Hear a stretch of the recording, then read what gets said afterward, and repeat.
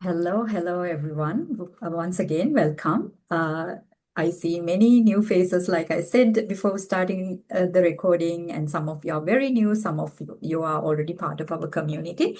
Nevertheless, I would like to warmly welcome all of you to our continuation of masterclass series. However, we have a very special location why we are hosting this event. So with that, allow me to share my presentation. So colleagues, please have in mind when I share my presentation, I do not see all of you. I will only have my camera window on the screen just to make a recording replay so that those our colleagues who are not able to be here will also be able to watch this video and gain some value.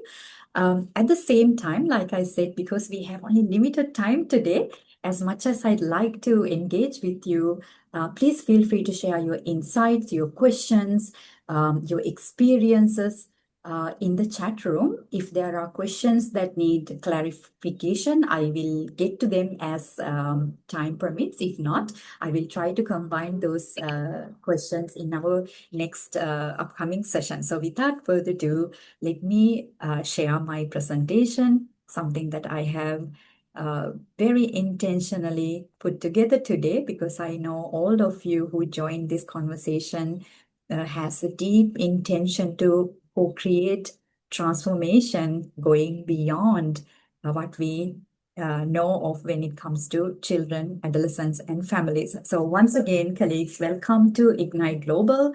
We are 360 global coaching education specialization provider, fully accredited by International Coaching Federation as level 3 program providers.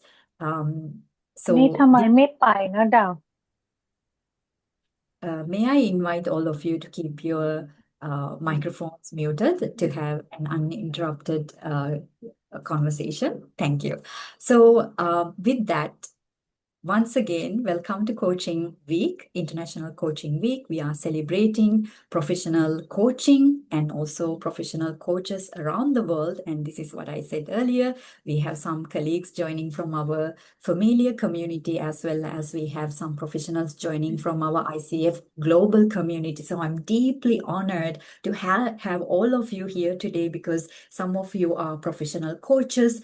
Perhaps you are starting your career, some of your credential holders, more advanced practitioners, and also some of you are here psychologists, educators, parents, and all kinds of professionals. And I know that we all will be able to learn from different expertise. So my name is Lux Hetiadra. If you're wondering who I am, what I'm doing here, my name is Lux Hetiadra, and I am a PCC, professional certified coach. I'm also a counseling psychologist. At the moment, I am in the process of extending my license to working in Thailand as we are starting our developmental center in Bangkok. My background is in early childhood education and also Montessori education and developmental psychology. And I invested lots of time understanding human development, especially our development at early stages. And this is where my passion came to be.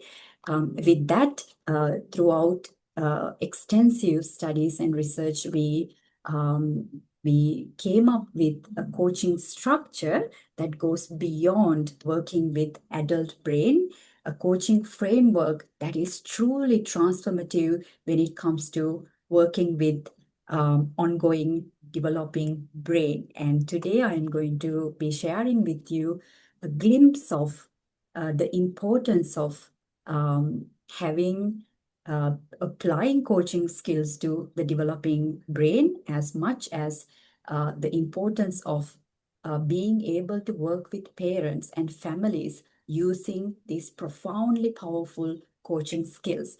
So today we have a very important topics, colleagues, because I know many of you already work with families in different capacities. At the same time, as we are celebrating International Coaching Week, today we are going to look at this topic through developmental coaching lens. Now, when we think about parenting, I think often we go into that role without really realizing how much of an impact we are truly creating in someone's life. And also, those professionals who are working with parents sometimes have challenges and difficulties, because when we look at um, parenting and family development, we are not just looking at an individual alone. We are looking at a very complex relational ecosystem. So this is why I thought this is a valuable topic for all of us, whether you are a coach, a psychologist, or an educator, or even a parent yourself. Because today, I'm not going to be sharing with you theories, but I will show you where we get stuck as parents as well as professionals.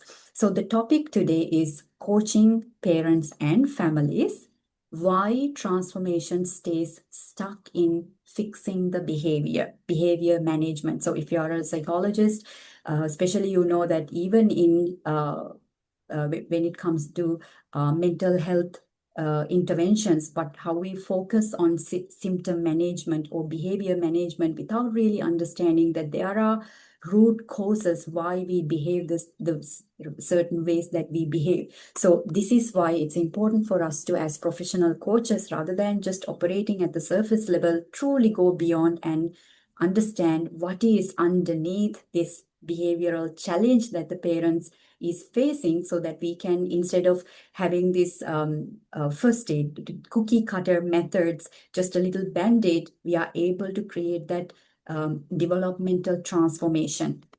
So with that, a few gentle reminders, as you know, that we will be discussing parenting, family dynamics, child development. So as I said, I am not planning to go too deep into these subjects.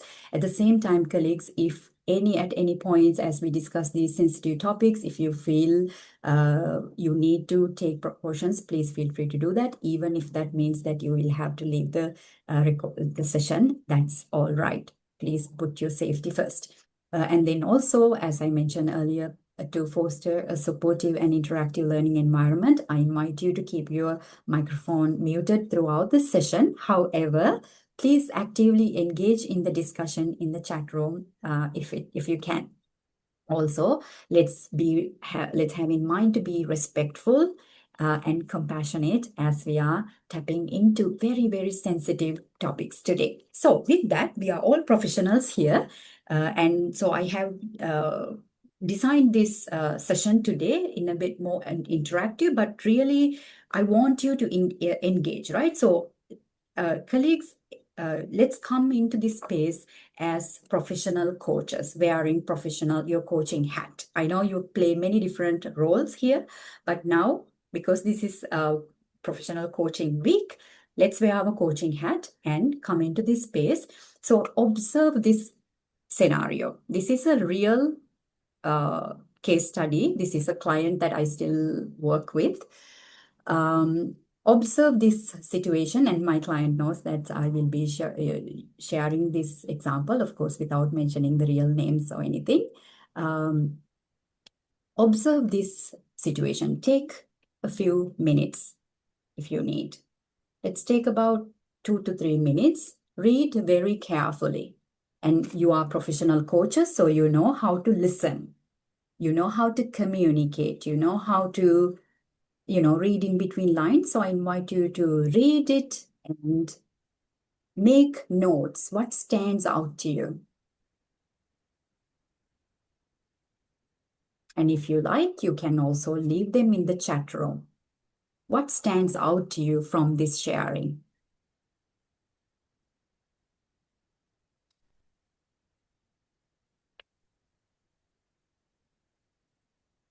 I will leave the slide on the screen for another 2 minutes.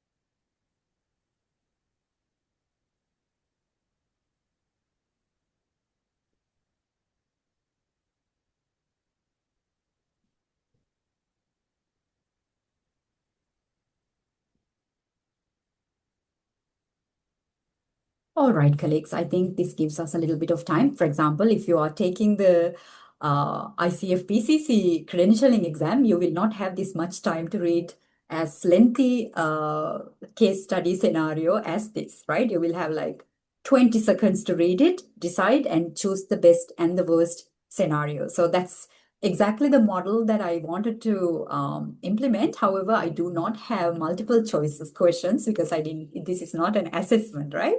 However, I still want you to reflect. I want us to understand from um, a real perspective. So we have Victoria sharing from Raised Reflectively Coaching. There seems to be a significant gap between her knowing and doing. Information is there, but capability is something different. Excellent sharing, Victoria. Thank you for that insight. Okay, so we have some more information, insights coming. Seems like some inner needs are being activated. Oh, interesting insight, Turaya. I see where this come from. Thank you for sharing. Seems like mother is self-aware and wants to do the right thing, but is not using the right tool. Oh, Matru, great insight there. She's not attuned with what the children want in the moment. She's more powerful than her children, 3 and 7. She needs to be aware of that power dynamic. Excellent, excellent. So, great insights coming up. Dylan, the mother feels that she's on her own. She's in the phone phase. Dylan, I see your trauma awareness as we always collaborate. Great sharing. Thank you. It doesn't feel that she's receiving support and not setting a boundary. Mother seems tired of her routine. Arisha says she needs a break once in a while. Along with that, a coach can help in this scenario continuously work on herself and keep her emotions balanced. Great, great. So we have lots of insights coming up, some of things that we can actionably take. Alicia says, parents are not present enough to kids demand more of that through misbehavior. Very interesting sharings. Thank you, Alicia. And Yashana says her own childhood traumas. Oh, Yashana, I see the trauma awareness showing up. Traumas get triggered. Absolutely. The mother would be needing her own trauma healing before she should work on her children. So I don't know who this iPad Pro is, but I also see that you were the trauma informed trauma awareness in coaching shows up. Great insights, colleagues. Thank you very much for sharing these very rich, very thoughtful, intentional insights. So as you can see how how we receive these insights, we are all very, very aware of developmental areas, right? You were able to recognize certain aspects. Now, there is lots of sharing here. Now, I know this is something on the screen that you see. Like I said, you might see something like this in your credentialing exam paper, the device. However, now this is what a parent would actually come to you and uh, especially at the beginning, right? When they don't know what coaching is, what you're going to be helping with, they will come and they will tell you lots of information like exactly like this. Now, this is from presented in an objective tone. However, now translate this into a parent telling you, right? If you're a parenting coach, I know some of our CADP practitioners here will be able to testify this, and I know most of you are working with parents, so you know that when when parents speak, they tend to share a lot because there's a lot going on in their lives, right? So also we have some more coming. The mother is overwhelmed with her own responsibilities. She needs emotional regulation tools such as the mother doesn't speak about the father. It looks like there is a lack of father's presence. Thank you, Beatrice. Great observations, right? So, right. So now, if you would like to take a screenshot or something like that, that would be, I think, valuable because this will be the one that will be following throughout our session, this scenario. I would like us to look at every theoretical perspective that I show you today from a practical lens. Now, as we have seen this scenario now, so if you are to make few mental notes, what stood out to you the most in the scenario, right? Some of you already shared. And if you are to go deeper into it, what would be your initial coaching focus? And what do you believe is the core challenge here? And what coaching direction would you most likely take moving forward? When you work with a client like that, these are just very common, even obvious questions that cross our mind as a professional, right? So you now shared many, lots of insights. Now I also gave you these few nuggets to think about. And with that, now that you have seen this scenario, some of you have watched this video many times. If you're part of my community and the sharings I offer often, you have watched this video, but given that some of our colleagues are new here, I'm going to share it anyway. I can't share this video online because YouTube will ban me. So please watch this video on YouTube.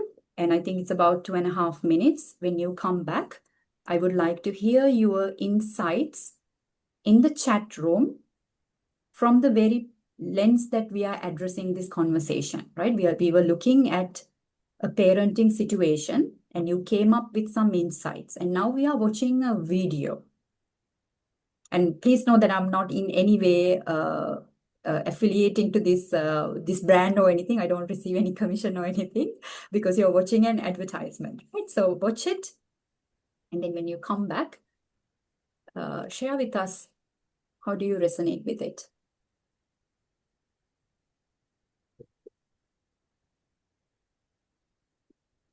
To test just how much attention the attention-stealing design of the new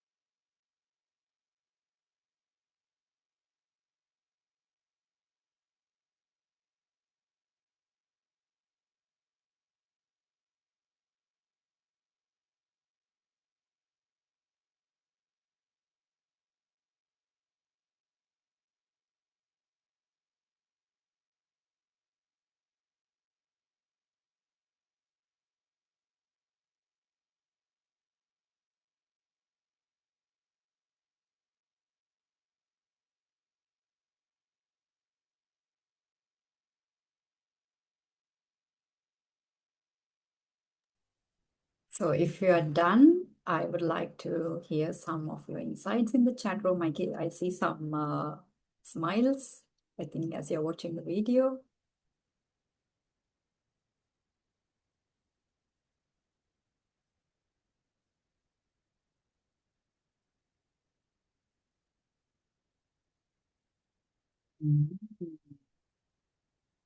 Great insight, Turaya.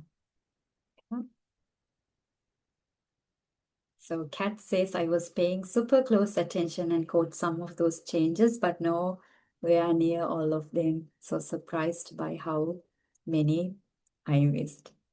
I agree with you, Kat. I actually, when I watched it first time, I couldn't catch many of things that happened at the background because I was focused on what it asked me to focus on, which is what the human brain does best, right? When you pointed something out, we just focus on it.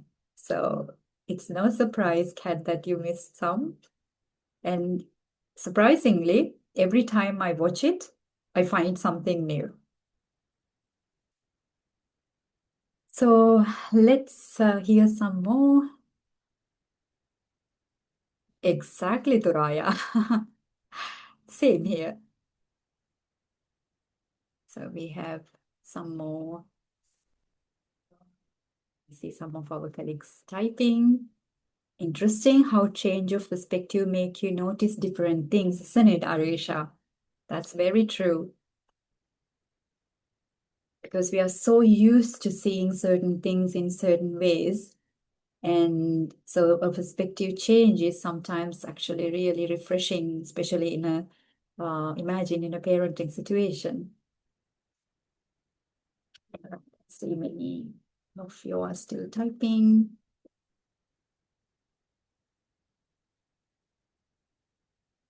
Mona says, we notice what we are asked to look out for and also what we are told not to look out for. Very, very true.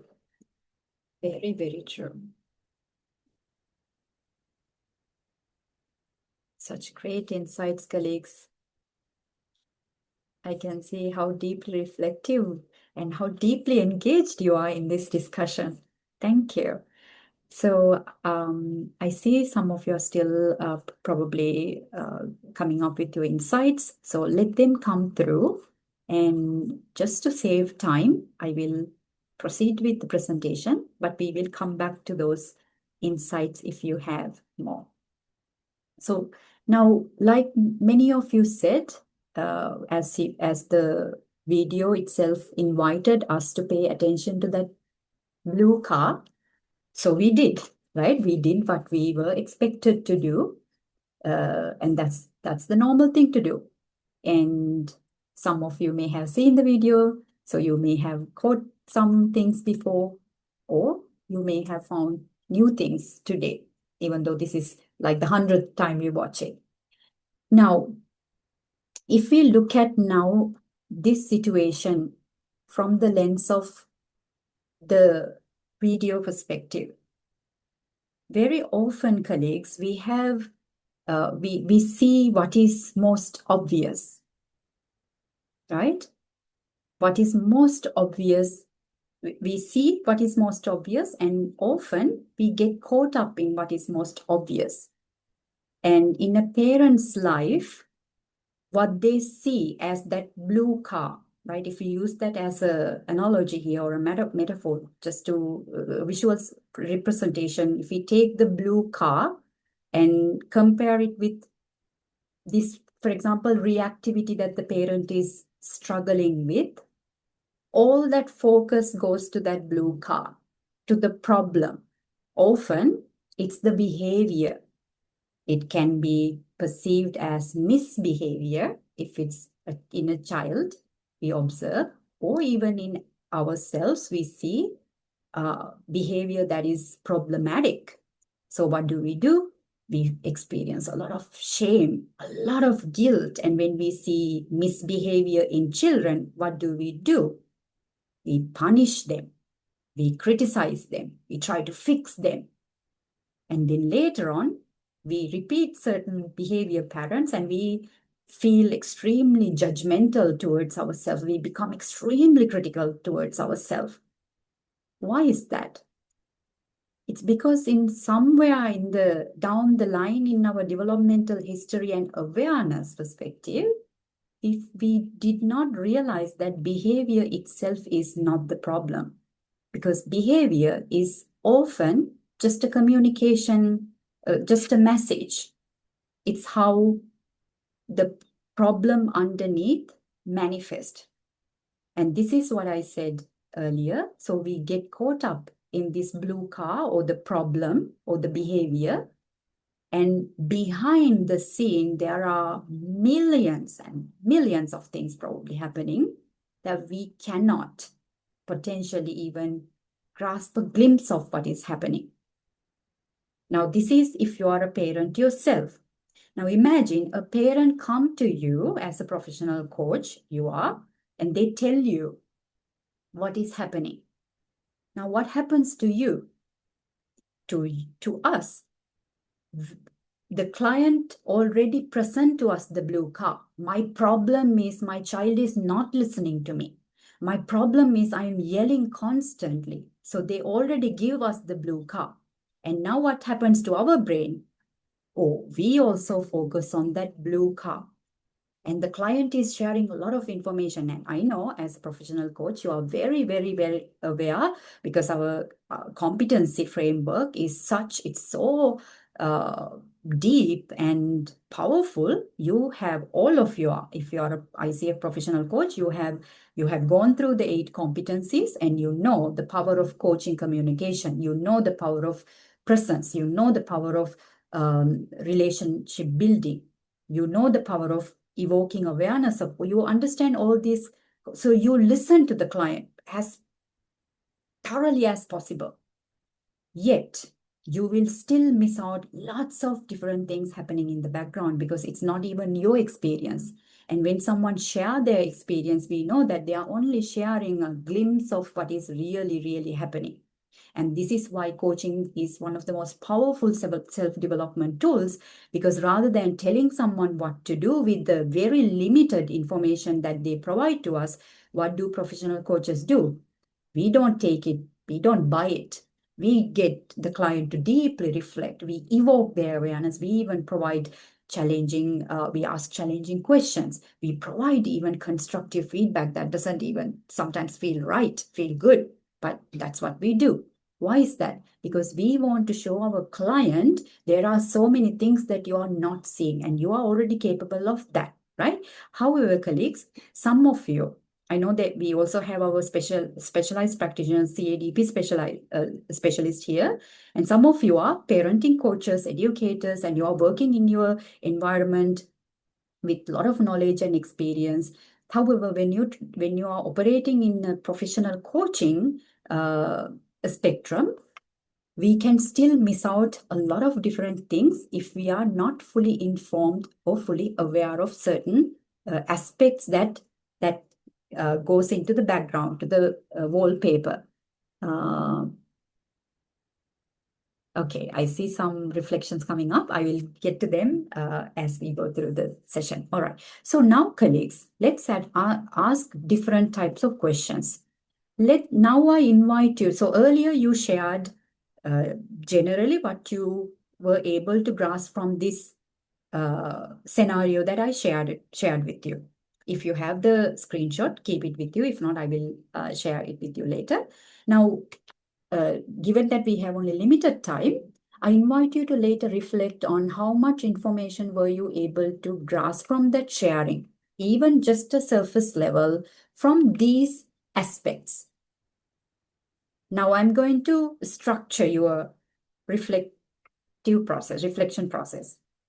As a professional coach, in that sharing, what did you observe about the attachment and relational patterns within the family?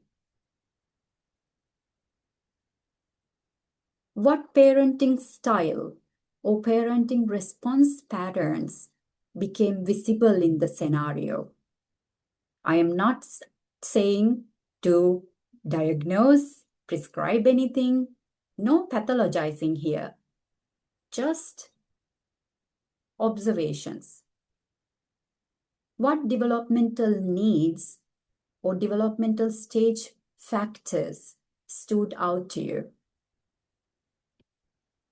And what family system dynamics may be influencing the parenting behavior? What signs of nervous system activation or emotional regulation became visible? I remember Dylan already shared with us even a word, the phone response, right? So I see some of you have already scan it thoroughly, even within a few minutes. And what invisible environmental, relational, or cultural systems may be influencing this family beyond the visible behavior? Right? So the problem that the parent came actually is because she's losing her patience, yelling, constant yelling, and reactivity. Would you agree that this is one of the most common problems in parenting? I mean, I work with parents every single day, and this is something I hear every single day. Sometimes I'm like, yeah, one more time, another parent. Yes, I hear you. Because we are human beings and we all fall into the same patterns, whether we like it or not.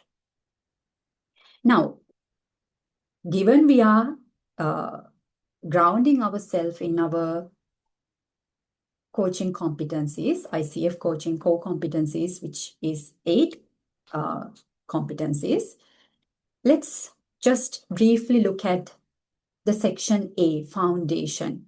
Competency number 1, demonstrate ethical practice. The definition states, coach understands and consistently apply coaching ethics and standards of coaching. Now, if you look at the point 2, coach is sensitive to clients' identity, environment, experiences, values, and beliefs. And I know as a professional coach, you are very, very well aware. You are mature in this competency. And I know that when it comes to demonstrating certain markers, even at PCC or MCC level, you are able to do that at a professional coaching level. Now, I'm going to show you, colleagues, how much this is just one competency I'm showing you, right? But through this one example, I'm going to show you how deep and complicated just this point is going to get when you work with family, relational, and developmental dynamics. Because you are no longer working with the adult brain. We know the adult brain is a fully formed brain. It has full cognitive processing. It's able to feel emotions, and the developed brain and the nervous system is able to regulate itself. However, when we work with the developing brain, it has none of those skills. It has no emotional awareness. It has no self-regulatory skills. It has no control. So what we are doing, you might be just working with the parent, but that parents go back home and everything that parents say, they do, they think, the way they look, what they wear, what they eat, everything in a parent's life shape the child in caregiving. It's not something that, I mean, obviously I have to say, but anyone who understands development, human science, would agree that it's a fact. It's not a feeling, or there is no ambiguity in it. And this is why earlier I said, although parenting is something that we sometimes go in as a, another checklist, like, oh, my biological clock is ticking, I need to become a parent. Or the society tells me I need to become a parent. All those or can also be, I love being a parent, I enjoy being a parent, so I also want to be a parent. However, when we go into these spaces, we are not very aware or informed what it really means to be a parent. I always emphasize on this. Once a parent, always a parent, even in the absence of the child. Let's say the child is, God forbid, no longer alive, but a parent is always a parent. It's not, they don't just, when you become a parent, one doesn't, it's an identity transformation. You don't just transform biologically, you also psychologically, emotionally change. Why is that? Because your DNA is doing what it's supposed to do, which is procreation. You, especially the mother, right? You create the child in the body and you give birth to it. The father's, mother's DNA walking around, what does that mean to the human system, to the brain? It means my DNA is walking around, I need to protect that. So your system is at all times alert because there is an offspring in your care.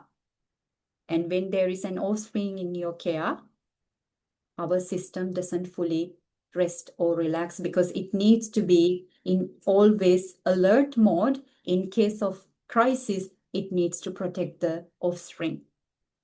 Forget about human life. If you look at in the wild, what would a lioness do? It will kill, it will die by trying to protect its offsprings. And that's exactly what happens in human brain. It's just that we live in a modern, complicated world that doesn't feel like the wild anymore. Now, so what became visible? So when you answer these questions, colleagues, at a deeper reflective level, you will understand what came visible is attachment and relational dynamics beyond those reactivity they are talking about. Invisible systems influencing the family dynamics, parenting styles, developmental stages of children and their developmental needs, family systems, nervous system activation and regulation, environmental, cultural, academic influences, intergenerational and adaptive patterns, and also stress, pressure, and performance, which including, it could even be trauma, right? So when we go beyond just the surface level, we may be able to identify certain aspects of the aspects that influencing the problematic behavior. You were able to do that because you have the knowledge, the developmental knowledge, right? However, let's see that we don't really know what is the difference why is it different? Why is it so complicated when we try to coach a family or a parent or a child with just our regular general coaching skills, right? And tomorrow, by the way, I will be hosting another session the same time, but tomorrow I'm going to focusing thoroughly on the developing brain because this is where we create a lot of damage than actual development because neurological connections are occurring as we speak. Neuroplasticity is most active when we are still developing children, right? So tomorrow I'm going to dedicate that entire conversation just looking at coaching skills, its implication on the developing brain. But today, let's look at the parent brain first. So we are looking at developmental coaching, a specialized coaching approach. So by this point, colleagues, you may understand that when we look at developmental coaching, meaning when you work with a parent, when you work with families, when you work with especially children and adolescents, you are no longer a life coach. You are no longer a general coach. You become a developmental coach. And this is why your understanding, your knowledge, you being informed is essential because everything you say, every question you ask, every strategy that you help those parents create is going to influence their child's developing brain. So this is something you can't just decide, oh, I'm just going to do it. This is something that you need to take uttermost responsibility, dignity, integrity. Because if we don't know what we are doing, think about it, right? We are molding something, we are shaping something, but we don't know what we are shaping, how we are shaping. That's very dangerous. And this is why we need to take this with utmost responsibility. And that's the intention of creating this conversation so that we can fill gaps. Today, we are going to look at 3 systems in developmental coaching. There are many, but I'm just going to show you 3 because I don't want this conversation to be overwhelming. First is attachment. Anyone who works with a parent, children, and a family system, you need to be informed in attachment. This is the foundation. We will see why that is. Nervous system. You must be informed in nervous system if you are working with parents and children and family systems. The third system that you need to know is ecology, family ecology. These are three different systems that's going to integrate they are interconnected systems that is going to shape a child's development altogether.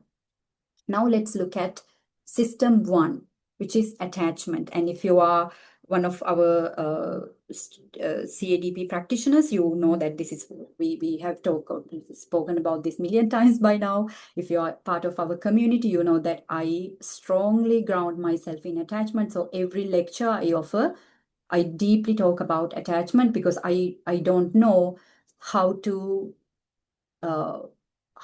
do developmental work, not integrating attachment science in it.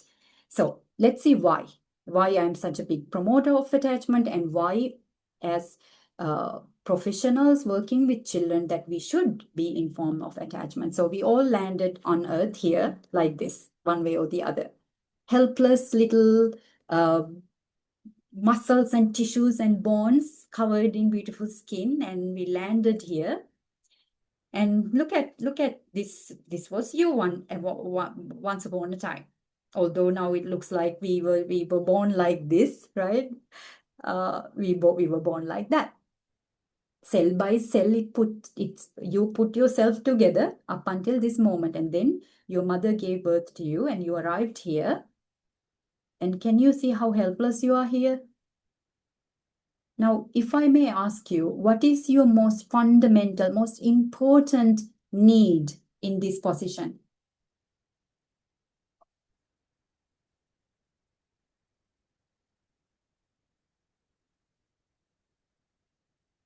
Love, attunement, care. So we see many relevant needs coming up, right? Food, love, care, warmth, protection, all that. Now, would you agree? Yes, Yachana, absolutely safety. Now, thank you, Shere. So Shere says, Monica says, nourishments, to be comforted, excellent. So if we look at Shere's sharing, connection, would you agree, colleagues, without connection, none of those needs will be met? Think about it. Love, care, food, nourishment, safety, presence, warmth, none of those needs will be met without a connection. Meaning a caregiver, right? Without the caregiver's connection, we will not survive. It's period. That's why survival is scary for a newborn. What does that mean? No caregiver means abandonment. What does abandonment mean when you are here? Death. It means death. If no one cared for you, we will die. So for a child, colleagues, we must understand this is not just some romanticized philosophy and Instagram content. This is science. This is real human science. This means our survival is equal connection. So let's understand what is attachment system. So connection is basically our attachment system. Attachment is not just a caregiving person next to us. Attachment, when we say attachment, like I said, it's not just some romanticized philosophy or some post that you see on social media. Attachment is a neurobiological system. It's a biologically driven system in our brain, in our nervous system. As we grow up, it develops within us, meaning your attachment is your hard wiring. It's your hardwire. We all have an attachment system because we are born in a way, we are dependent on connection. So if there is no connection, we will not survive. So what does the system, our system is extremely intelligent. What does the system do? It pushes, it has certain buttons. It's a system. Remember, it has its own way of wiring, buttons to push. I mean, not literally, but it has specific sensory and the way that it pushes us to seek connection. Why? If we seek connection, we can make sure that we are safe. That's why children, have you seen when the parent leave, the child cries? Why is that? Because the child system is built in a way it's designed to seek connection by crying, by protesting that separation. So to prevent that separation from the caregiver, what does the child do? Well, if you have a child, you know what they do. They will do anything in their power to prevent that separation. They will fit a tantrum, they will cry, they will bite you, they will kick you, they will stand on their head, they will do whatever it takes to prevent that separation. And what do we think? Oh, this child is such a bad child, misbehaving, manipulative, this, I hate all that. Well, that's just the behavior. But what is really happening is there is a literally wiring system inside the child alarming. That's the internal alarm system. The alarm is going, oh, your parent is going to separate, you're going to die, reach out, connection. So what does it do? It reaches out. And do you think this ends here? No. The most fascinating thing about our brain is that it's lazy. As magically, profoundly intelligent, resilient it's also lazy. It likes to take shortcuts. Our brain loves to take shortcuts. So this is why instead of creating new neural connections as adults, what do the brain do? Oh, let me create neural connections as a baby, as a newborn, as I'm developing my system. So later, when I need these relational connections as an adult, I'm going to repurpose these connections. So this is why, colleagues, the child-parent connection is the most important thing about development. Connection interrupted, you will see that dysfunction show up in life, all different angles, directions. Leo na mimi naona inaelekea saa 8. Can you I had please even forgotten about you, by the way. Hiyo nini yangu nilimaliza, alafu we were continuing with the discussion to colleagues, please keep your microphones unmuted so that we all can have an uninterrupted discussion. Let's be mindful here. So now we understand the connection is equal survival. Without having a safe caregiving figure, we are not able to meet our safety needs first and foremost. So this is why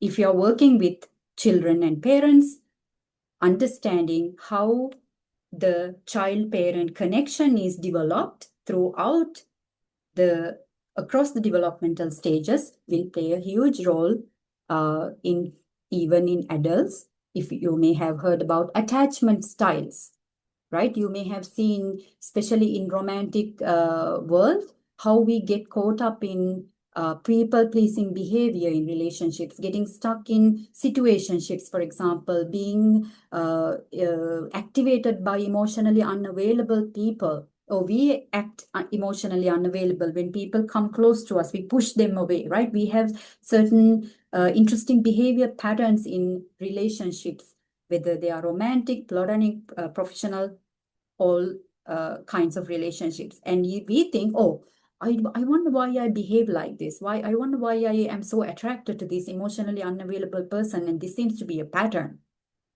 We see the pattern, but we can't put the finger on it. Why? The pattern didn't appear just last night. The pattern appeared during your developmental stages through this connection, through this attachment that we are talking about. So this is why this is important for you to understand, colleagues, because how parents show up to their children. Attachment is not something that, oh, I love you, I will do this. That's not how attachment is designed. Attachment is designed through lived experiences. So this brings us to our next slide. Through our parental child caregiving interactions, we develop certain mental maps in our brain: sense of self, sense of others, and sense of the world. We learn, can I trust myself? Can I trust others? And can I trust the world around? So this means internal working model means a mental representation or a mental blueprint that we create through these repeated experiences. So if our caregivers were attuned and present and they were regulated, then our sense of self learn, okay, I'm lovable. I may make mistakes, but I am still lovable. I still receive care. These are not consciously designed processes. This is occurring as you grow up, right? And then the model of others, we also learn who the people are around us. Can I trust my caregivers? Are they available to me or not? And based on that, we also learn about the world. Because I have a caregiving figure, I am safe enough to go around and explore the world. The world is safe. But if we lack that caregiving figure, we might not have that same very confidence to go out to the world and explore. And as you can see, these are developed in our very young formative years. Now, I am addressing these concepts very briefly, colleagues, because we have only limited time. So this is the attachment system. And now let's look at the nervous system, because like I said, your attachment system is not outside of you. Your attachment system is inside you. Where is it wired in? It's wired in your nervous system. Your attachment is wired into your nervous system. And that's why I said it's your hardwire. So no matter what you do, even how you show up to this call today, even the reason why you were interested in this topic today, if you dig really deep down and if you identify there are attachment reasons why you are here, because it's in your hardwire. It intrigued you, something in you to be interested in this topic. So I invite you to think about, to reflect on which part of my attachment pushed me to or invited me to reflect in this topic. Why is that? Right? So now let's look at the nervous system. So when we look at the nervous system, we know that we have our central nervous system, but we are not going to look at that. However, we are going to look at our only a branch of our nervous system, which is the autonomic nervous system. So if you are aware of the nervous system, especially polyvagal theory, you understand the polyvagal chart, which means the states of our nervous system goes to, right? The reason is our system is built in this way, not because it's against us. It's not, the system puts us to different states, not because it wants to punish us or it's working against us. Our system needs to go into different states in order to make sure our survival, ensure our survival, to make us activated in a way that we take certain actions or we don't take actions so that the body feels that we are safe. Therefore, the mind knows that it can survive, right? So I know that there's a lot in this. So let's break it down, right? Let's break down what is the nervous system. Again, colleagues, I'm only able to show you pebble of the ocean. I'm not even touch based on really, I'm just very surfacely addressing the topic. But if you're interested, we have conducted these sessions earlier, so you will be able to probably revisit some of those replay when they are available. So now let's look at if you look at the nervous system, we often look at our nervous system as a seesaw. So the middle point will be the social engagement part, which we call ventral vagal. So some of these words are technical because this is from polyvagal theory. So if you're not familiar with these words, I invite you to maybe note them down and do your research. This will be very helpful, colleagues, for you. So ventral vagal, meaning that we are in a safe space, our system is stabilized. And then the one side of the seesaw is our sympathetic state, which put us through fight and flight response, which we will look. And this state activates us in a specific way for us to take action and behave. So the purpose is survival. And then the other side of the seesaw is the dorsal vagal, which is the freeze response. That's another type of nervous system responses in order to make sure that we are safe. So now let's look at the very first state, which is the ventral vagal state. This means that we are in a safe state. Our body is calm and regulated so that we are able to eat, rest, digest, create and sleep and play and socially engage, all those things. So this is the green zone, right? And the thing is that our nervous system needs to go into this sympathetic or dorsal vagal state, either yellow or the red states. At the same time, it can come back to this ventral vagal state, meaning it needs to come back to the baseline. Now, when we are in the ventral vagal state, usually our hormones are functioning as normal, right? So the social engagement, emotional regulation, digestive regulation, the oxytocin, which is our bonding hormone, feeling of safety and connection is activated. And also because of the how the neural chemicals work, we are also able to cognitively engage, more flexible. Learning capacity improves. Why? We are regulated. We are emotionally, we feel safe. So the capacity of the brain cortexes engage in a safe state. And also, because we are operating at that neutral level, so our defensive survival responses are low. Our hypervigilance is low. Our movement, our eye movement, all those things are low. Also, our chronic stress activation is low, meaning stress hormones like cortisol, adrenaline, these hormones are low. Fear-based reactivity is naturally reduced because we are not operating from adrenaline or cortisol, right? And then also physiological threat response is low. Now, what does that mean? When we are in ventral vagal state, we feel safety, connection, we are regulated, and so on. So how do we behave? The signs of behavior would be, we are calm. We can have a calm conversation. We are grounded.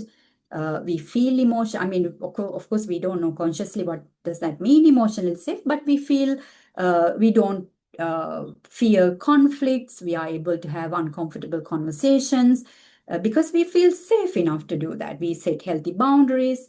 We are curious. We also are compassionate, empathetic. We can see other people's perspective. We are adaptable. We are flexible. We are more socially engaged. We are more communicative. We are more playful. So therefore, not only we are able to regulate as an adult, but also help someone else co-regulate. It can be someone more vulnerable, like a child, right? Because children don't have the regulatory skills. So a parent needs to be there to help them. And this is why parent being in a ventral vagal state is crucial. Doesn't mean that a parent will always be in a ventral vagal state because it's not a robot, right? We don't have a programming. So there is no perfect parent who will 24/7 will stay in the green zone. If that's the case, that's questionable if it's a human being. And then we look at the sympathetic state, which is our fight and flight response. Very interesting area. So you see, it's not, we are not fully regulated, but we are also not like fully in the red zone. We are in between somewhere. So what is happening here? Now, when we are in the sympathetic state, when the system activates the sympathetic state, our heart rate is increased. Our blood pressure is high. Our adrenaline, cortisol, like I said, our stress hormones are increased. We can feel the muscle tension, especially around your jaw, your neck, your back. You may feel them. Energy mobilization, right? You see the moving energy. Vigilance or threat detection. You may see that if you have a history of trauma, you may see that you're going into hypervigilance, right? You are looking, you are consciously, vigorously scanning for threat, meaning that you may be very sensitive to footstep, sound, a text message. You are reading emotional cues. That's hypervigilance, right? Mobilization of survival. So you may need to be prepared in order to, whatever comes your way, you need to survive. So one way, either you could fight or the other is flight. So that means you need to be consciously alert. Your internal alarm system that we talked about earlier constantly keep telling you, oh, danger, danger, connection disrupted, seek connection, seek connection. So we behave in very interesting ways when our attachment is triggered, especially if it's an insecure attachment pattern. When it's triggered in sympathetic state, we operate in a very interesting way. And then when it's decreased, when sympathetic state is activated, our digestion decrease. Why? The body doesn't care about, the brain doesn't focus on digesting food. It has other more important things to focus on, like survival, right? When you are under threat, the body doesn't focus on food. So digestion issues. So this is why people who are constantly, chronically stuck in sympathetic state have digestion issues. Fuel storage. The energy, how much energy that they are going to store, immune functioning. So those who know trauma, you know that one of the problems that show up later is immunity disease. The reason is because our state is, our system is constantly in this chronic state, stress states. And then capacity for social connection drops. Reflective thinking and emotional regulation drops. Why? The connection between prefrontal cortex to emotion, limbic system reduces. So what happens here? We are in the state of survival. We have identified threat. There is some kind of a threat in the environment. This means I need to protect myself. So if it can push us in two different ways. One is fight response, meaning that we will fight back, right? In the jungle, what do? If another tribe attacked us, a bear attacked, what should we do? Brain think fast. Okay, the best way maybe I need to attack it back. So what does it do? The system has activated us in a certain way. The neurotransmitters are acting certain way that our nervous system is pushing us to be in a state of anger, rage, right? Have you seen people? They are angry constantly for no reason. And you might have seen yourself there. You are angry all the time. And if you ask yourself, why am I angry? I don't know. Activated. Irritation, frustration, constantly feel like, this is so, I hate this. Aggression or defensiveness. Or this might also be that we need to control or confront someone. So argumentative, constantly argumentative, or impulsive, and we are emotionally reactive, right? We don't take time to process and respond. Let's say someone gave us some feedback and we immediately run and push them and do certain things. And then the fight response would be anxiety, panic, fear, worry, restlessness, overthinking, like we said earlier, hypervigilance, these kind of things. Why? It's a flight response. So if we are not attacking, we need to move away from that situation immediately. So we need to now come up with a strategy. So this is where we are constantly stuck in a state of anxiety. We don't know what to do. It's a fear-based, right? So either states we can get stuck, or sometimes all these responses occur at the same time.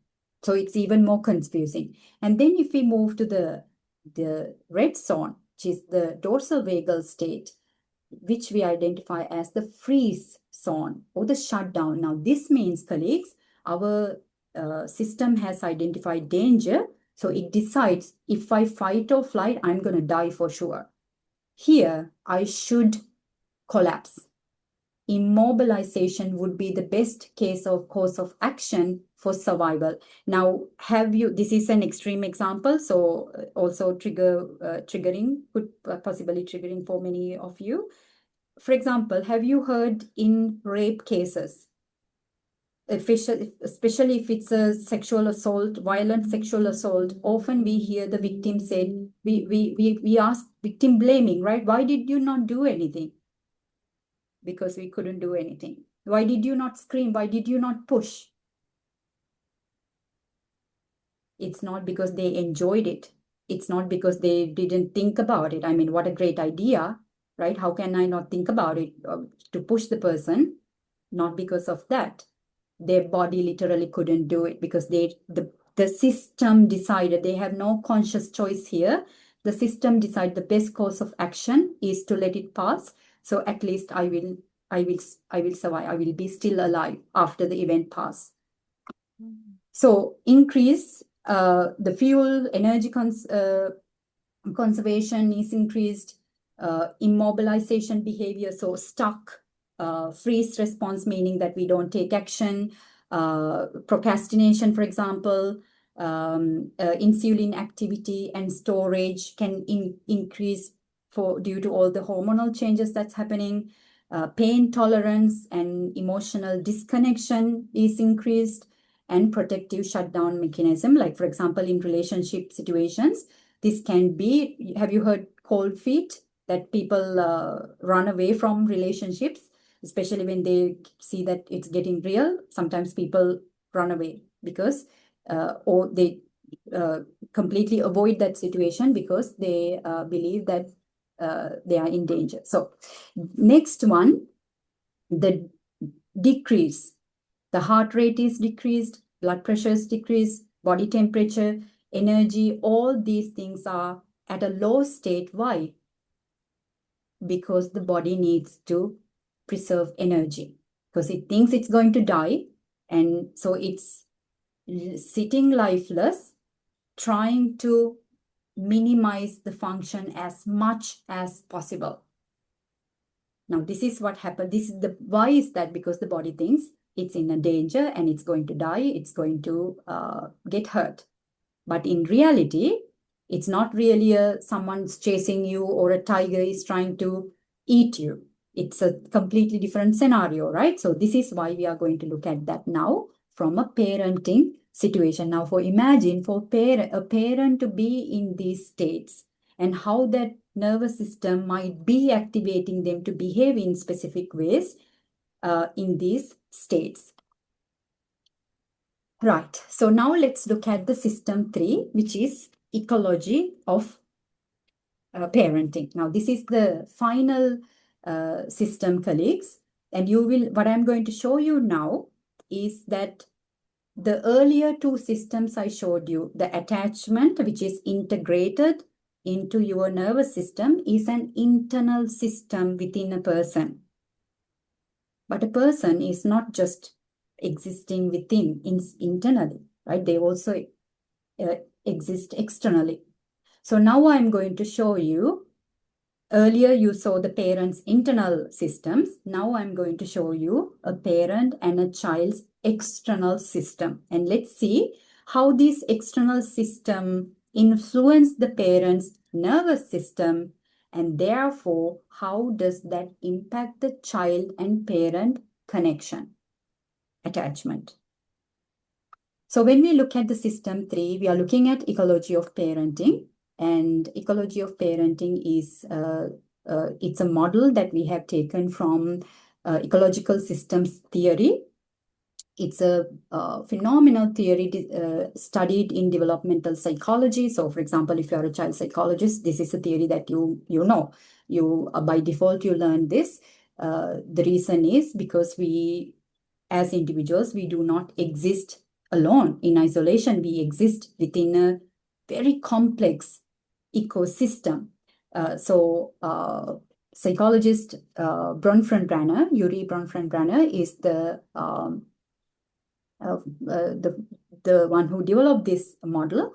So what do? We take the model, but it's quite a comprehensive model. It's not just only relevant to child development, but what we do is, because it's human development, we cannot leave that and just look at a family in isolation. So you understand a child and a parent is like the tree and the root system.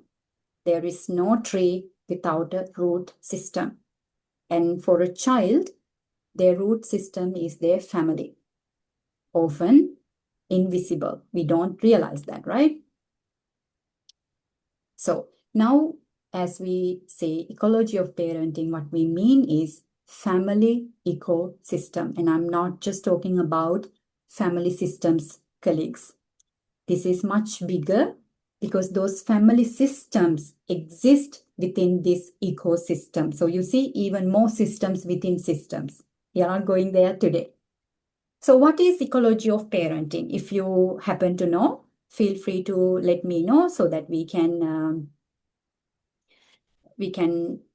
all learn from you. But given the time, I will proceed with the presentation. So ecology of parenting is the complex, like we've been discussing earlier, the complex web of relationships, intricate systems, and environments that play a role directly or indirectly influencing how a parent will raise their child.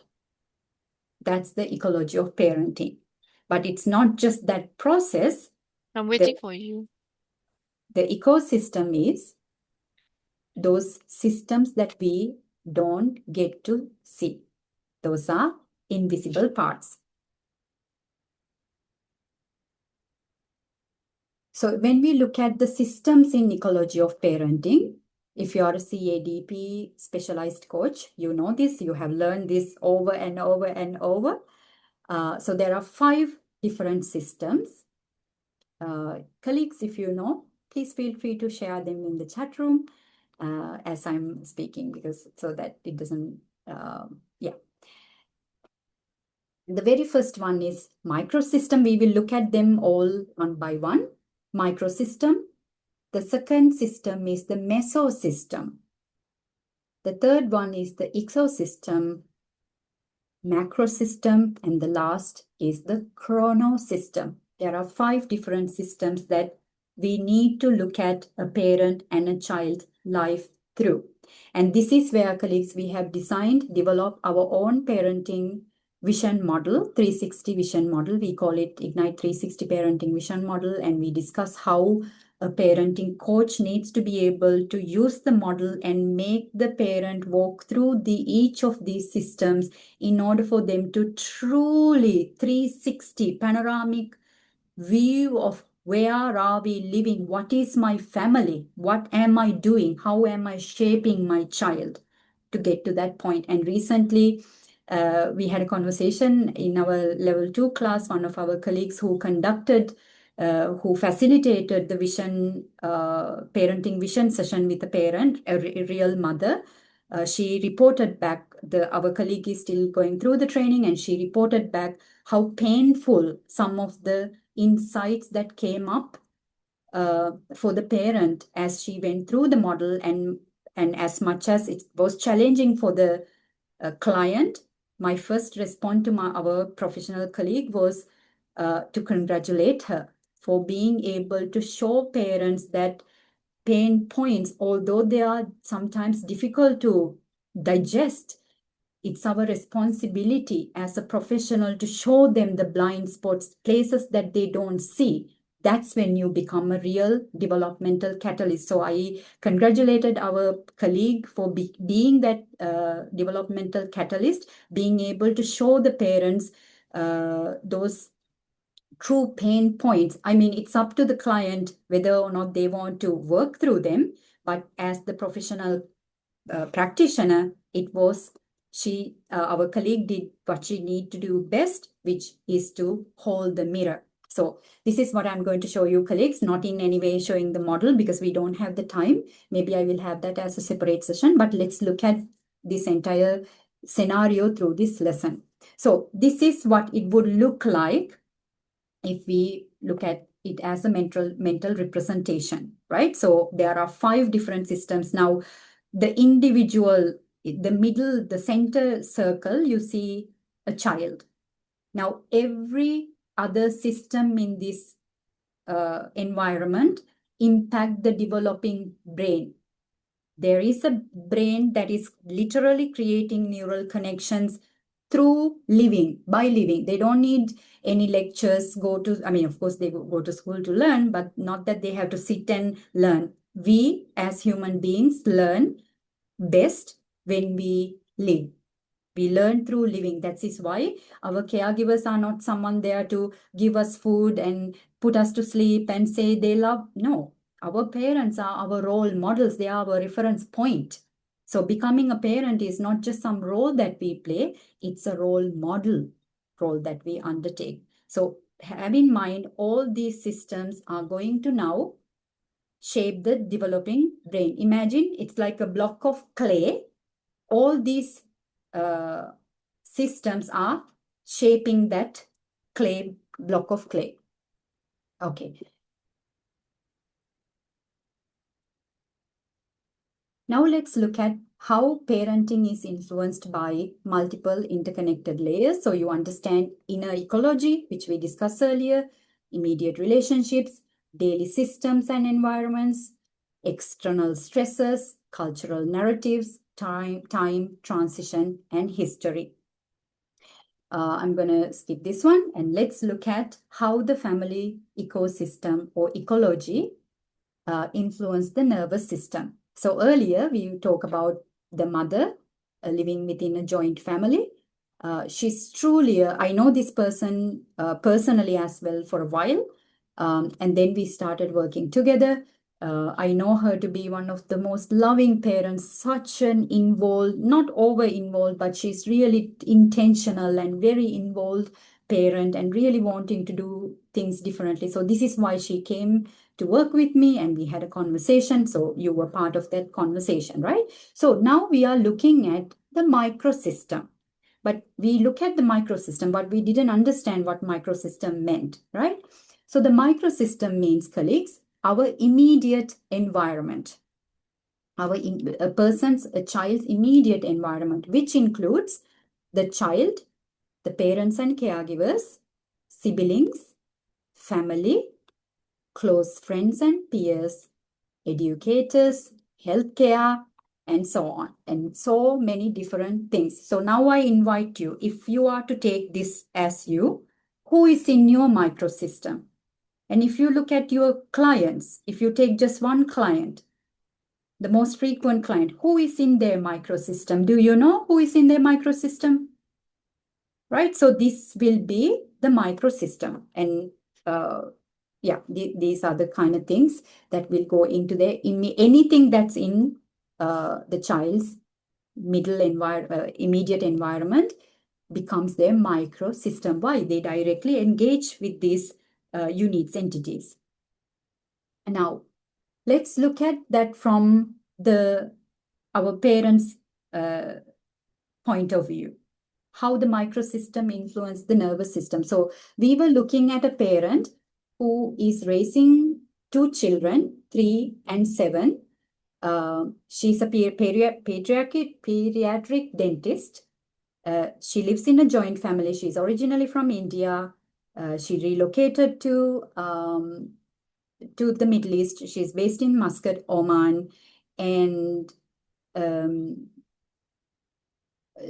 living in a joint family, and she's working and her husband is working. So all this information you have, right?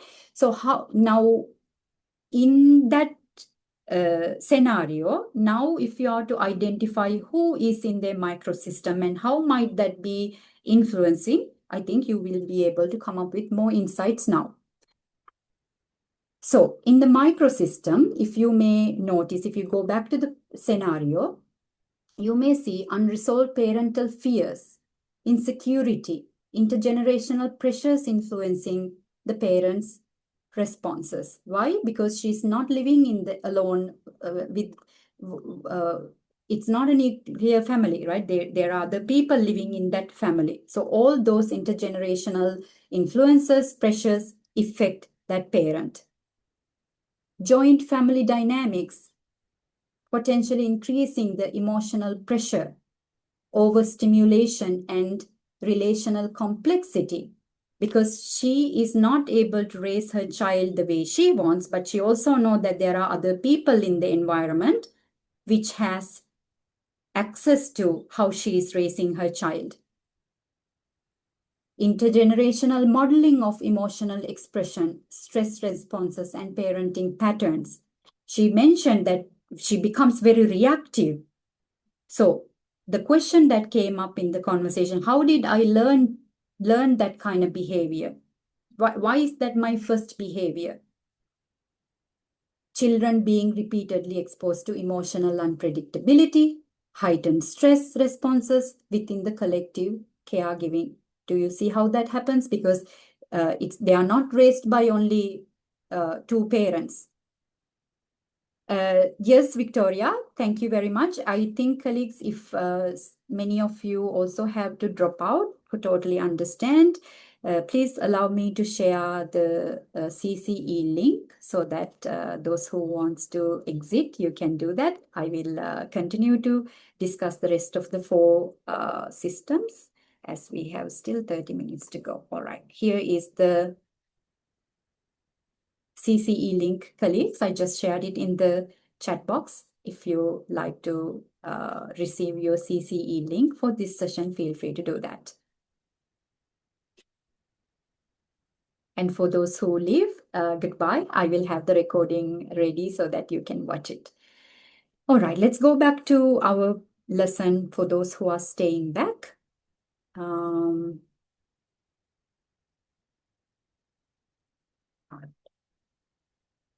Now think about it.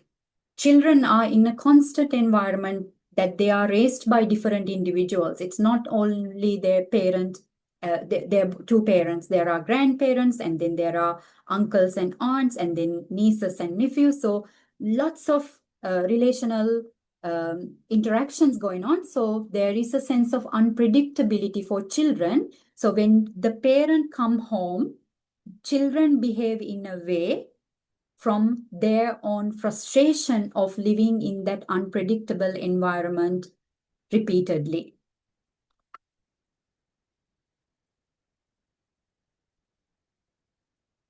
And then you may also see chronic parental stress, long working hours, reducing opportunity for spouse,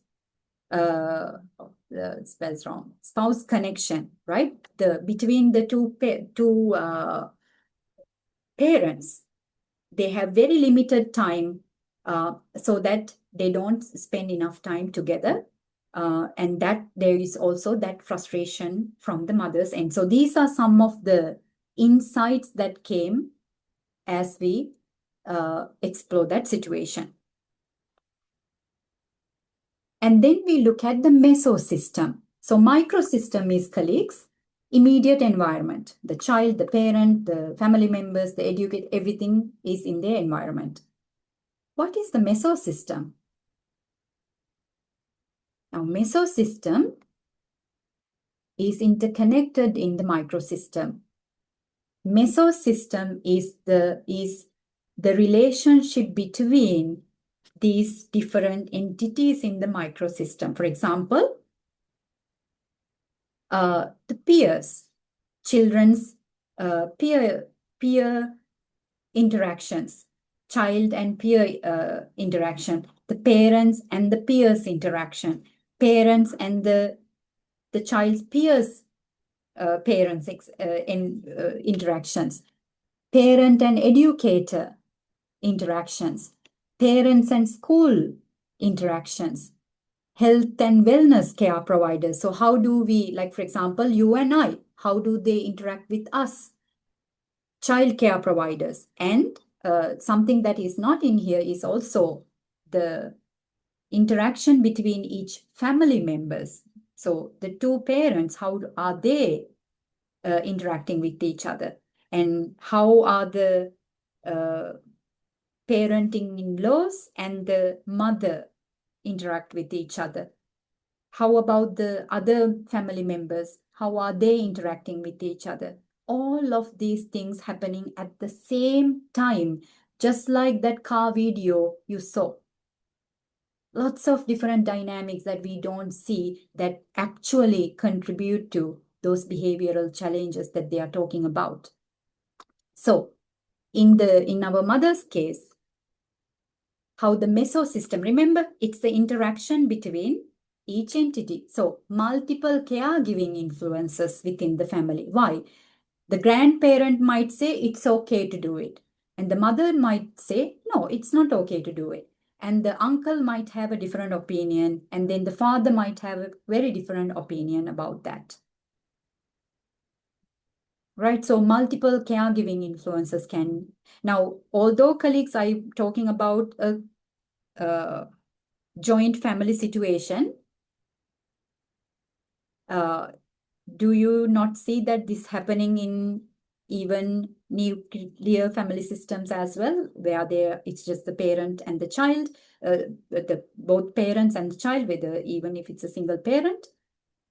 There are other family members sometimes interacting. We see that, especially during holiday times. Why do you think the holiday season is extremely stressful for us?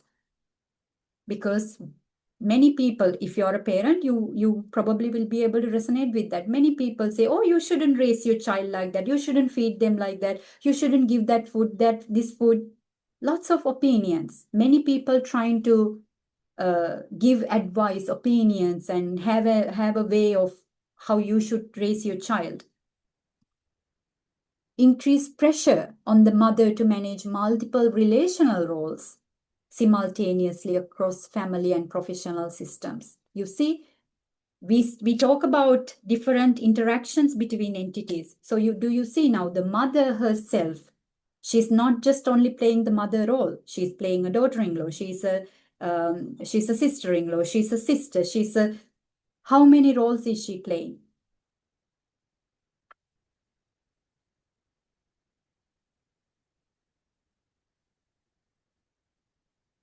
Right? And then emotional tension within one relationship or environment potentially affecting the emotional climate of the entire household. We know it doesn't have to be a joint family. We know that one person's emotional tension can influence the entire family system. This is where, especially when it's even towards trauma, we say that when there is a person who is constantly emotionally unstable or create emotional tension, we need to walk on eggshells. Very exhausting. Limited alignment between caregiving approaches, emotional boundaries, and parenting styles across family members, right? You may see that sometimes it's hard for us to maintain just one approach, one parenting style, when there are many different approaches at the same time.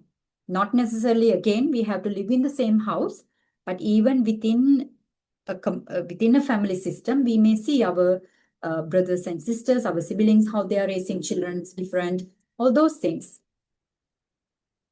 Children themselves navigating multiple emotional, educational, and social environments and relational expectations within the immediate system. It's not only the parent, right? So the child also has a process that they go through, their own frustrations that show up. Why? Their system is also designed to seek what? Attachment, connection. So the moment the mother comes home, what do you think children do? They act out. They act out in certain ways because the mother is the most emotionally safe person for a child. So as soon as they see the mother, they are going to be in their worst behavior ever. Because why? Children feel safe to be in their worst behavior with the mother. This is why most of the time parents, when they work with me, they ask, my child, they go out, they are amazing. And as soon as they come home or they come to me, they act like I don't know what happened to them. They become very misbehaving and all this crying, and they make my life very difficult. What they don't understand is because children do that, they behave like that within the mother's caregiving, because they feel the most safe in mother's presence, the primary caregiving presence. So now imagine that mom comes home exhausted, and the children are also exhausted. Their system has been telling them all day, as soon as your mother comes, you need to hold on to her because you need to secure your attachment. So the mother comes and children start to behave interesting ways that she's questioning, why are they behaving this way? And then we look at ecosystem, which is a very interesting system, colleagues, because this doesn't directly influence the child like the previous two systems. Why? Previous two systems are directly in the child's environment, but the ecosystem is outside of the child, which is indirectly influencing. This is the parents' employment. These are indirect influences like the workplace of the parent, the employers or employees, community, media, technology. Think about how much of our world raising children is designed or completely shaped by social media these days. I know that, please do not take this personally, in case if you may tend to have content on social media with your own children's presence. I am sharing this objectively, colleagues. I have seen lots of parenting professionals in parenting industry, be it nervous system, be it trauma, be it child development, parenting, coaching, psychology, all kinds of professionals. I have seen them using their own children on social media, as in not just a picture or so, but like the child's day-to-day routine, the way child cries, the way they regulate the child, the way that this has become our norm. But do you realize what does that to a developing brain? The moment the child comes home, we take a recording. Oh, my child came home like this today. What do you think the child sees? They believe, because children learn what they see. It's like a camera. Our brain during the developing stage is like a camera. I mean, I know nowadays camera can filter, but imagine one of those, the earliest camera, you just take a picture and the camera capture what is in front of it. Our mind is like that. So what does the child see? Parent, I come, parent, I wake up, I poop, I eat, I cry. My mom or my dad or someone is taking a video. So what do the child learn? I need to be on media. I need to be sharing my life, my everything.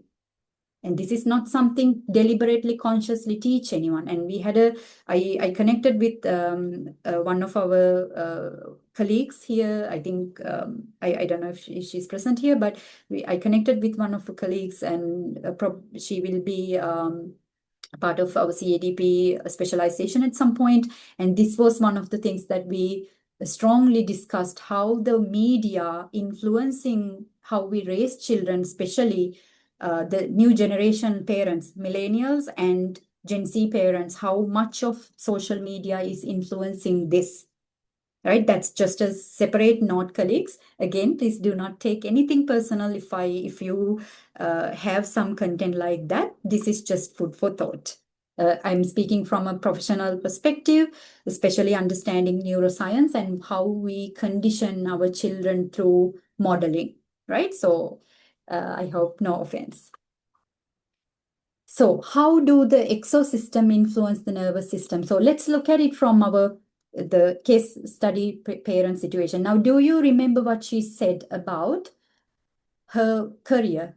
She is a pediatric dentist and she loves her work. She absolutely loves her job as much as she loves her children. Now, very interestingly, she said, when we talk about the reactivity, So this was the time that we were talking about her exosystem, the invisible layers.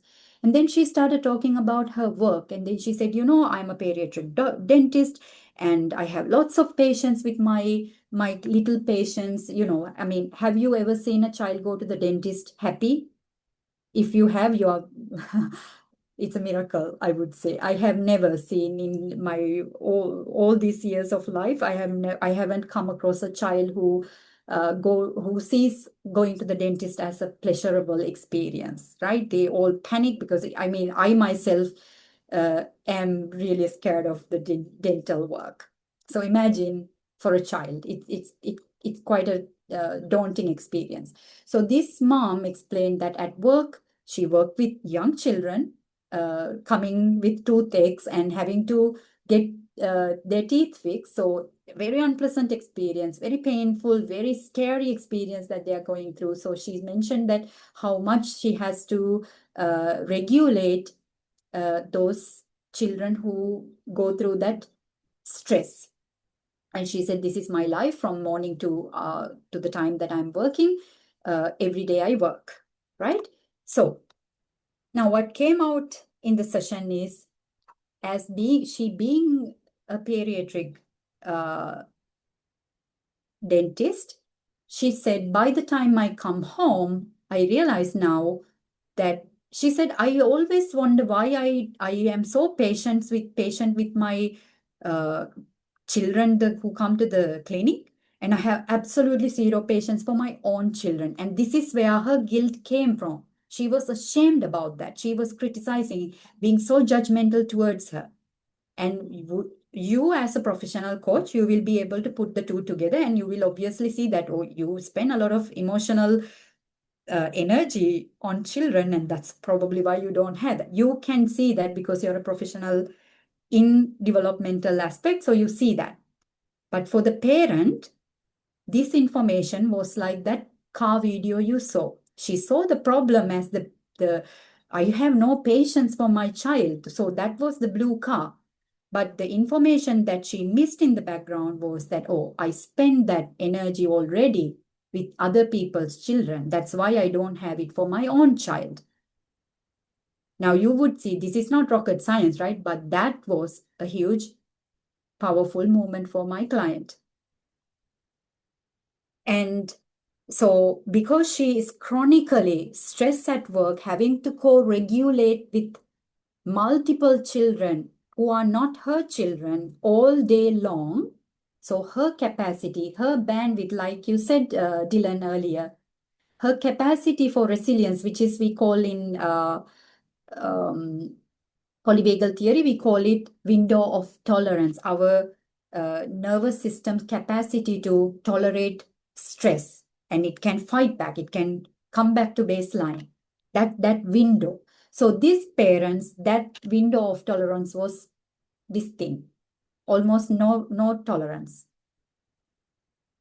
And this is why she was coming with lots of emotional exhaustion from caregiving roles and being a dentist, not just being a dentist, but also having to be the caregiver. And she was carrying all that weight on her. And then on top of that, many of you identified because of the father. This father is also a very loving person, very involved whenever he can.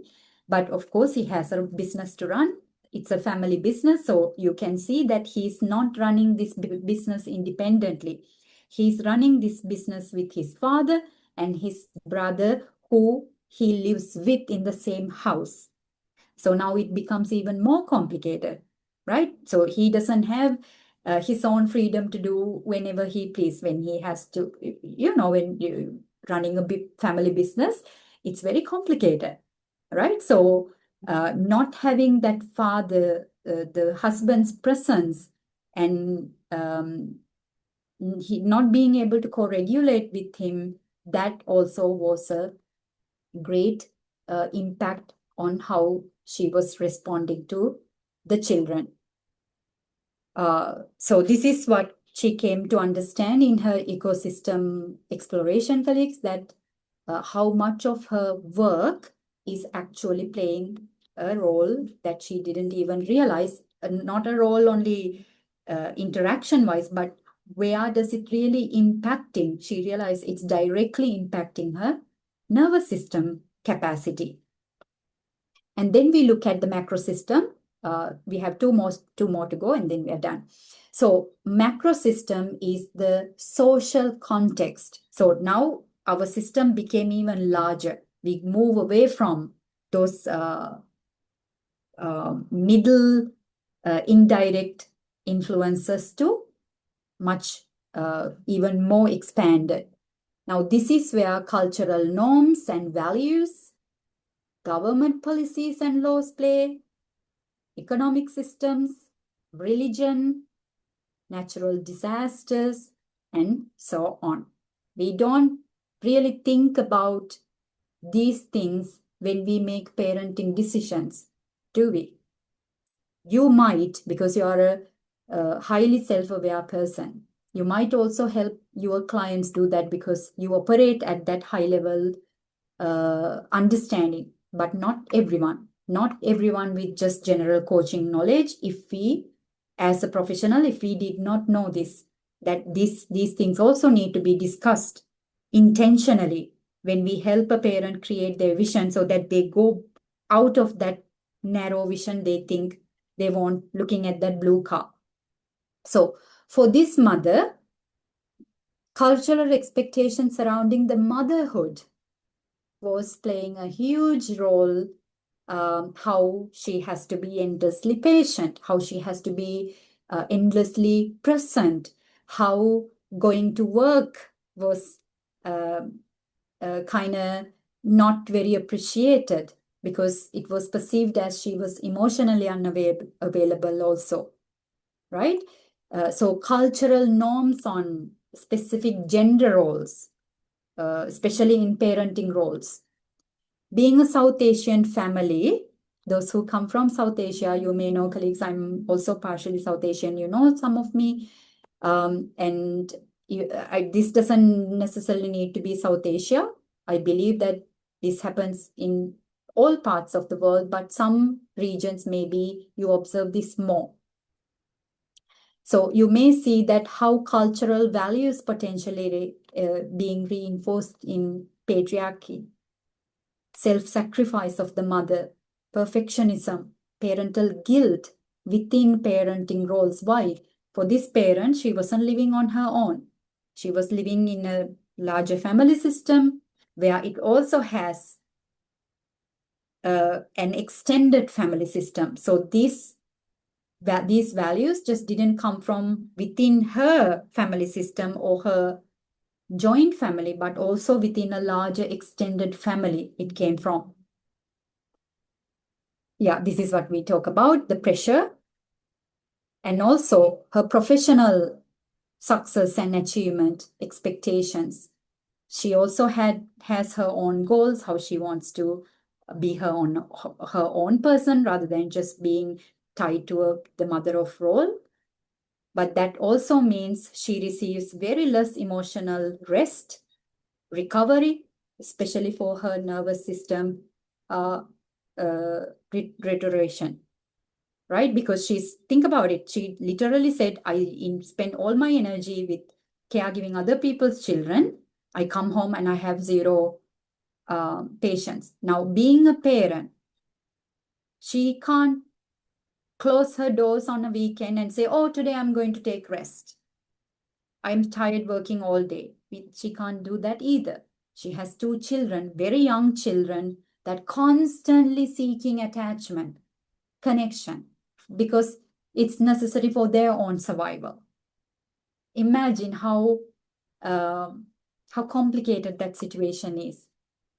And then again, social cultural normalization of stress, overwork, and emotional suppression, because we often look at these kind of moms, especially, we call them super moms. What? We normalize overwork, perfectionism, over-functioning, and high-functioning anxiety, over-control. We normalize them and we glorify that as super mom. And then the cultural emphasis on obedience, respect, how children should behave, right? The children should stay in line, be regulated. But the thing is that they don't have the regulatory skill to do that, right? So all those things invisible outside, but still adding so much pressure, because when she comes home, her system knows that there are people watching me. There are people not watching me, but there are people judging me, deciding for me and my children. That's a nervous system that never fully gets to relax and make her own decisions. And then we are looking at the chrono system lastly, which is the dimension of time changes occur over time, which is, let's say, birth of a sibling, a divorce, a death of a family member, relocation, large socio-cultural shifts or environmental changes, pandemic, literally. Just think about, colleagues, pandemic, right? 5 years ago, 6 years ago, our world changed overnight. We all had to go online. Now, what did this do to families? It broke many families, because for the first time, parents were able to see what they were living in, what their family system was like, who their partner was, who their children was, who they were within that family system. So pandemic broke lots of families, but it also brought many families together, because they realized how much they needed each other to get through such a difficult situation. However, would you agree that the way we raise children has completely, well, not completely, but great percentage has changed since COVID? Children are more online, work is digital, education is more digital. Look at the boom of AI, the parenting approaches, everything, lots of things has to change since pandemic. So if you are parenting a parent who gave birth during pandemic or after, their parenting styles, their way of behaving, their parenting approaches is completely different to someone who was born before pandemic. Now for this parent, how the chrono system was playing a role in her situation was, of course, she relocated from India to Muscat as she got married. So that's a huge transition in her life to begin with, before children. And then accumulated stress exposure over time, potentially contributing to the chronic nervous system, right? Because it's not just one incident. She has given birth twice. So that's birth of children, right? We talk about the time. She was in one age when she gave birth to her son, and then she gave birth to her daughter after 4 years. So there was a time period during that time.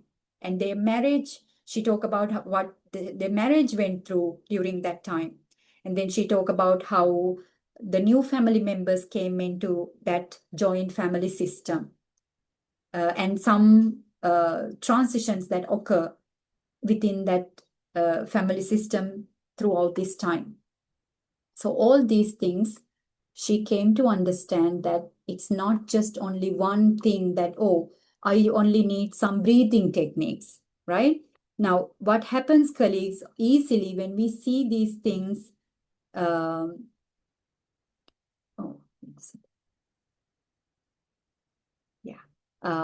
now, when we see these things, we often, we may discuss, colleagues, but we don't intentionally pay attention. This is why I showed you that video. It's not that I'm not saying in your coaching presence or anyone who is doing this work didn't know this and don't do that. That's not the case.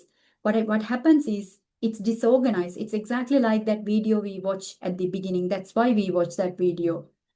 Because we are presented with this problematic behavior, everything else is in the background. And what we don't realize is that problem will disappear the moment we address these problems so easily with just general coaching knowledge, right? Even with the highest coaching knowledge, would you agree that we will only be able to bring parents to a specific depth of reflection if we are not aware of these complicated, complex systems within and externally, because only the practitioner is aware. You are able to intentionally bring the client to, through your questioning, through your strategy, through your feedback, you are able to bring the client to these different systems, so that instead of taking an approach, oh, this client's nervous system is dysregulated,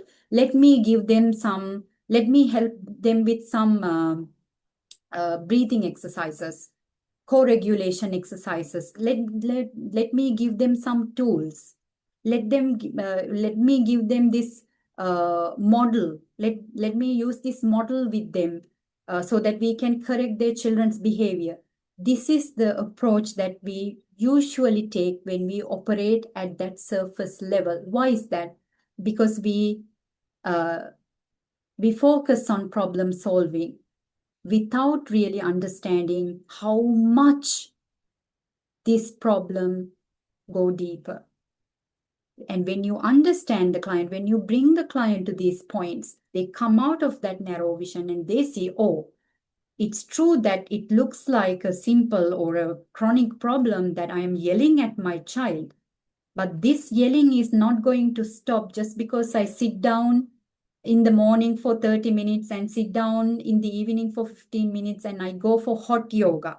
Trust me, it will help, but it's not going to help only if it's just done as a protocol or just a course of action, because the real change needs awareness. You see that, if I'm to do breathing, as much as I'm do breathing exercises, or I go to hot yoga or yin yoga, whatever the yoga that we do, I also need to think about how much emotional investment I want to make in my career, my clinic, so that I don't drain all the energy in the clinic. By the time I come home, I have nothing left for my own children, who are the most important people in my life. I remember in one of our conversations, she will be joining our cohort on the 20th, one of our CADP professionals.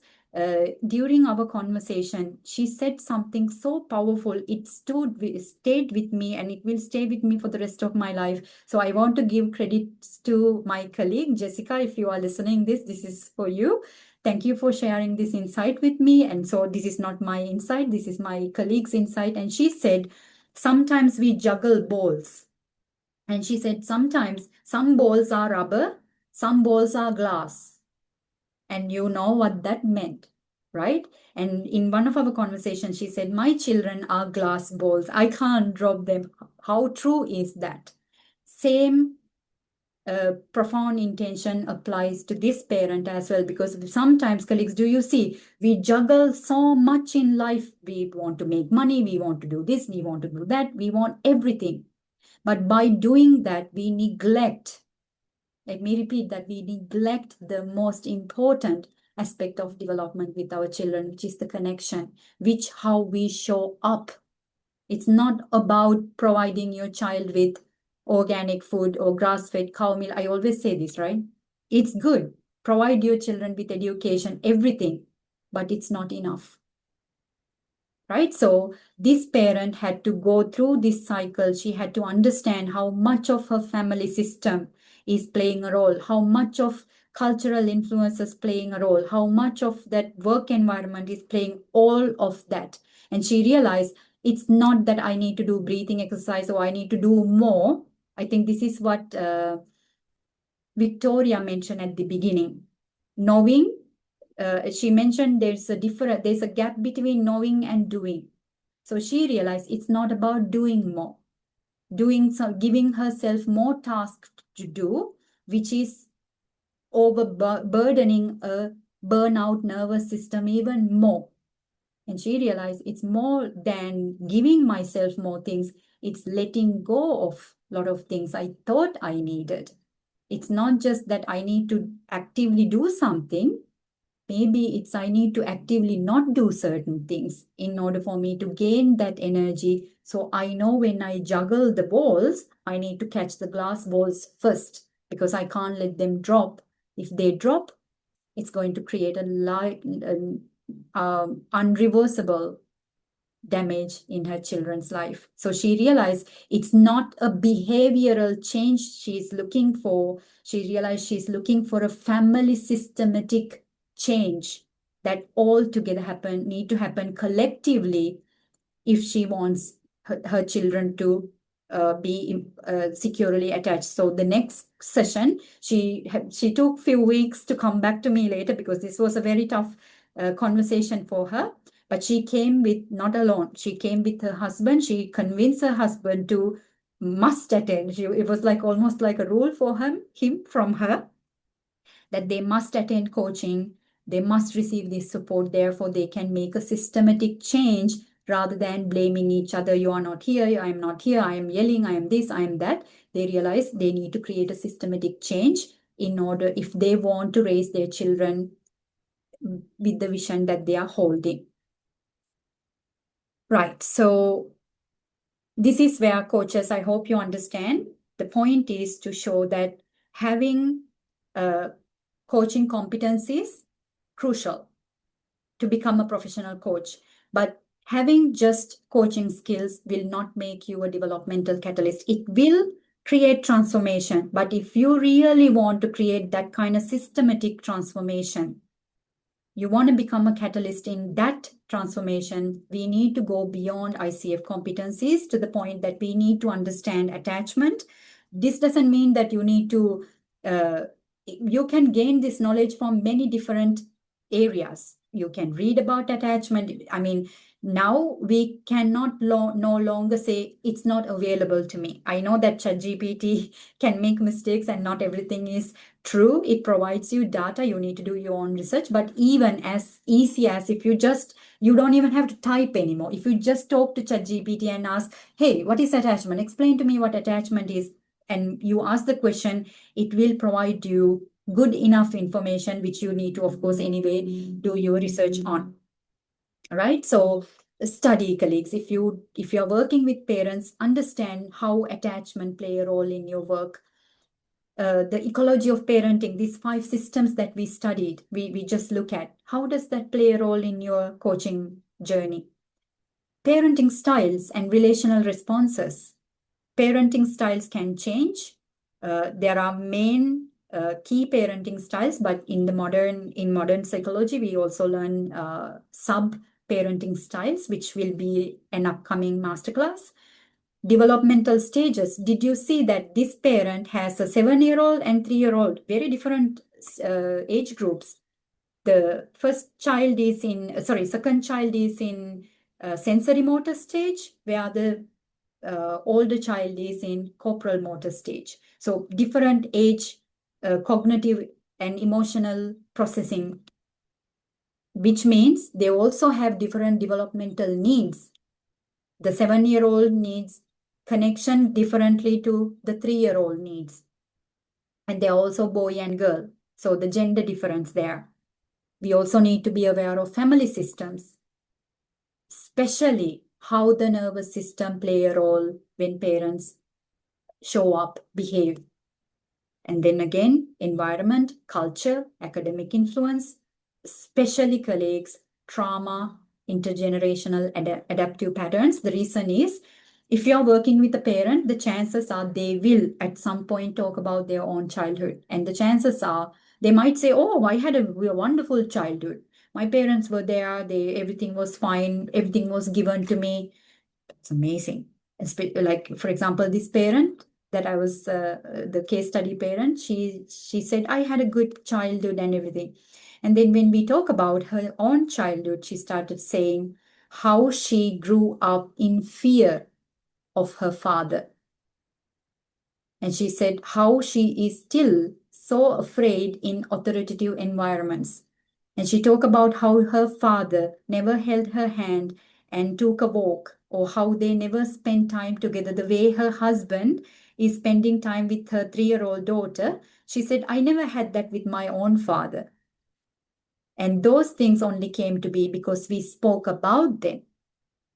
So meaning I was able to not lead the client, but appropriately bring the client into certain areas of their own development to recognize, oh, because I did not have my own father's presence in my life as growing up as a little girl, how is that influencing how I'm showing up to my daughter, to my son? She had really interesting breakthroughs in those. So this is why understanding childhood trauma, because it is going to come one way or the other. We all have experienced certain types of trauma. It might not have to be so dramatic and daunting, but it could be as simple as attachment insecurities. Right, Dylan? Indeed, it is so sad. Cecilia, yes, you will have the slides and also you will have the recording. If you need to leave, totally understand. Right. All right, colleagues, I will briefly mention that given that I talk about the specialization, please allow me about a few minutes to quickly talk about the CADP specialization in case if any of you or anyone that you are you may know, any professional that you may know interested in becoming a specialist, becoming a developmental specialized coach, please refer our program. Our program is the world's first ever ICF accredited developmental coaching program, and it is the world's first ever, like I said, and only ICF accredited program. Colleagues, I'm truly so honored, deeply honored to be able to create this modality so that we all can benefit from it. At the moment, we have the early bird discounts going on. And also, colleagues, in case if you refer our programs to your professional network or something like that, we also have referral partnerships with you. If you refer the program to someone, you will receive monetary benefits. So please get in touch with us. We are very happy to discuss about certain partnerships like that. And the new cohort focusing level one focusing parenting coaching begins on the 20th of June this year. We have only very limited seats at the moment. We might do a second cohort because we have quite a demand for the program. So we have this coming up. The classes are held on Saturday, twice a month over a period of 6 months. Live discussions take place every other Saturday for 3 hours. And at the moment, we also have the early bird discount happening right now. Like I said, also the referral discounts are available. And if you are interested, please feel free to let us know. And we will be very happy to collaborate and create partnerships with you. So thank you very much, colleagues, for being part of this conversation. I truly appreciate your intentional presence and sharing your thoughtful insights, questions, and so on. I will go through the question list. If you have anything you shared, I will get in touch with you in case if there is a specific question. If not, I will integrate these questions into upcoming sessions. I see some of you have shared your takeaways. So before we say goodbye, I would love to hear from you. If you can speak up, we have some time. I can stay for a few minutes. I would love to hear your takeaways. If you want to share in chat box or feel free to unmute yourself and speak.